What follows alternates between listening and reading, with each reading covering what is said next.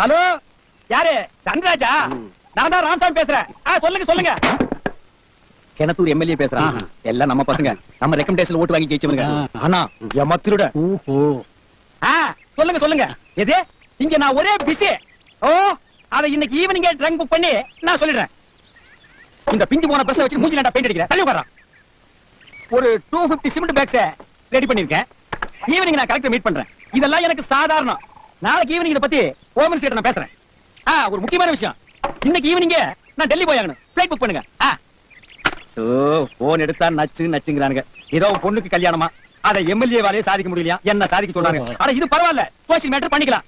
Divorce கேஸ்ல என்கிட்ட வருதுப்பா. நான் என்ன கோர்ட்டா இல்ல வக்கீலா? ஒரே குஷ்டமப்பா. இது கஷ்டமப்பா. போவாயர் பிஞ்சி ஒரு வாரம் ஆச்சு. அரசியல்ல இதெல்லாம் சாதாரணமாப்பா.